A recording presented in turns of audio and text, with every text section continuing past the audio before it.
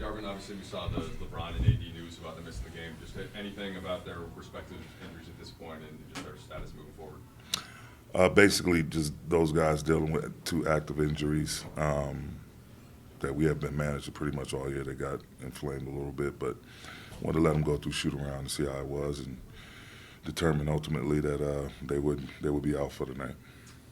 Clearly a whole new, scouting report for your own team without them on the floor and all that they do. I think it'll be the first game that neither one of them has played this season.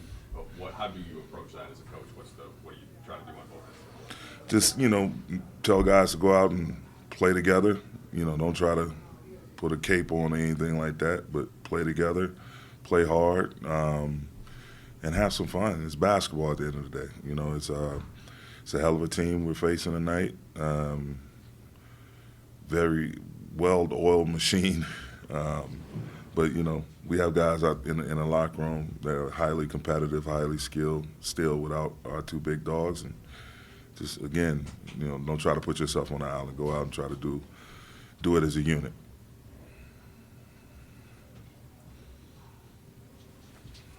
Darvin, what can this do for guys' rhythms that maybe aren't getting consistent playing time?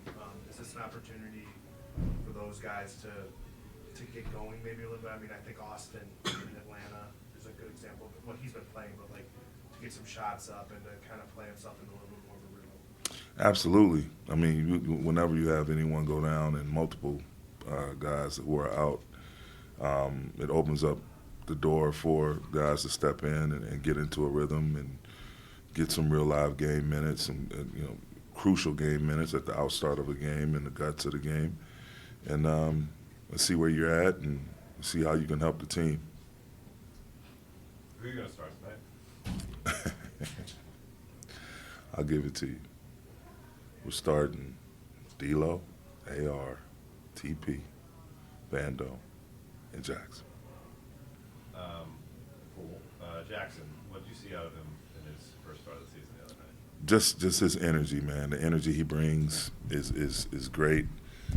His liveliness, his offensive rebound, constantly playing downhill, playing at the rim, trying to protect the rim. Really great at setting screens and getting out quick. And just his overall aura and energy about him. He's a great kid and always smiling. Seems to be having a lot of fun when he's playing, and when he's not playing even. So, just we needed that burst of energy from him. I don't know, Mike. Would it be possible at some point to see him and AD playing with one another in this spot? Could be, for sure. Coach, you have Gabe's been out for forever, and what's the mindset, the challenge of coaching that way with guys' uncertainty and injuries affecting the lineup? A couple of things, man. You just have to be ready to audible, trying to mix and match guys, to have the balance that, you constantly hear me talk about, how the rotation is aligned.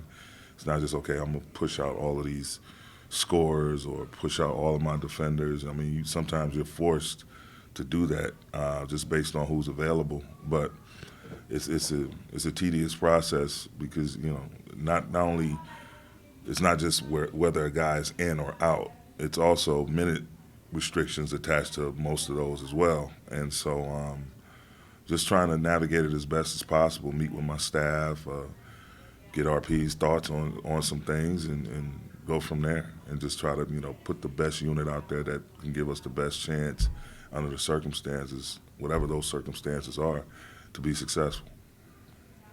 Mike mentioned it earlier, this is the first time you guys are going to be without LeBron and AD in the same games. Both of them only missed a handful of games up to this point. Does that, their availability and them playing at the high level they have, does it make that more frustrating that you guys haven't, taken advantage of it as much as you could have through 50 games? Well, just based on the last question, that has a lot to do with it. Like when you have guys that okay, with Gabe, it's a clear-cut, long extended period of time that we knew he was going to be out. But everyone else, Rui has had 3 different situations where he's missed games. He had Cam, a couple of different situations. Vando slowly working himself back into not only in the rotation, being available, but in shape as well. I mean, there's a lot of different factors that go into that. And those guys have bust their behinds to make sure our record is not nowhere near what we'd like it to be. But that said, it could be a whole lot worse. But those two guys have put the team on their shoulders in several instances to at least have us be at the waterline to where once we do get people back in the fold and we are able to sustain some type of health, we can make a push. Darvin, we've talked a lot about the depth of the roster and how that requires guys to sacrifice and maybe not play as many minutes as they'd like or have as big of an offensive role as they'd like. But when you guys are maybe not winning as much as you'd like to, and then certain guys say comments along the lines of like, I could be playing more, I could be doing this more or that, is it harder to get guys to sacrifice, I guess, when you guys aren't winning as much as you'd like to be, if that makes sense? Yeah, I think whether you win or lose is based on performance. It's as simple as that. Just being healthy is not enough. You have to perform as well. And that has a deep impact on how you construct from your starting lineup to your off the bench, who you're bringing in at certain points within the rotation. There's really no rite of passage. It's like, guys, you got to step up and make plays, step up and do what it is you do. And there's no one player that's identical to another. Everyone brings a little something different. And you have to bring that special thing that you do that allows you to be in the NBA and bring it consistently. And when that's not happening, that's another thing, along with injuries, that can cause a roster or a rotation shakeup and present some inconsistency when you're trying to find who's consistently showing up every night and giving you good, productive minutes. Darvin, this is kind of a bigger picture question, but we're a week to the trade deadline. You guys have had a lot of nights where you've missed 2 or 3 rotation players and not performed well those nights. When you guys have been healthy, at times you performed well. I guess when you evaluate with Rob what this group is, do you look at, I guess how difficult is it to look at sort of, you're a 500 team, but you also, there's been some really good highs, there's been some really good some really bad lows. How do you kind of evaluate this group as you kind of discuss sort of what's next for it? Do you look at what it's been or what it could be? I mean, you start with your 2 best players and what they need around them in order for them to function at a high level, and you work your way back from that.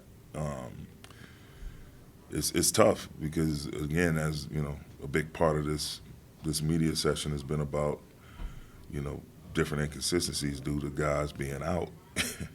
And so, when you're looking at it, you have to take that into account and try to find, albeit it may be a small sample size, but you still look at it to see what was good when we did have everyone whole. The last time I could think was in-season tournament. That time, looking at our team as we envisioned it, but from guys missing early parts of the season, middle part of the season, Gabe only been available for 5 games. It's definitely caused some adjustments. So when you're looking at it, you're not only looking at what's the best possible talent we can add, but what actually fits. And you also have to be mindful of the future as well. You have to be responsible when you make those type of rotation or roster decisions. I should say roster decisions. You look at it with a thick lens and really look at it and make sure you cross your T's and dot your I's, but knowing that whatever move you make, it has to be one that makes sense, not just now, but going down the road. Having been around Al Horford and LeBron, 2 of the older guys in the league that continue to play at a high level, have you seen any commonalities between their process or just things they do that kind of kept them going at a high level, or anything you kind of learned from both of them? Just the routine, being with Al for 5 years. Well, he left. He ended up leaving and coming here, actually. I think it was 4 years of being with Al in Atlanta, at least 3. Just the preparation process, man.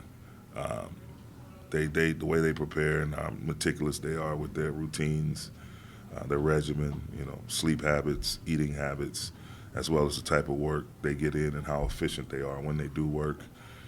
It breeds sustainability and it breeds longevity. And so that's to me, that's the common denominator with them all. From being around Kobe, being around Al, being around Bron, Giannis, all of the great ones, even playing, being around Ben, Chauncey, those guys, their regimens, Ray Allen, all these guys I've coached, played with, the one common denominator, all different types of players, but the one common thing was just how meticulous they were with their routine.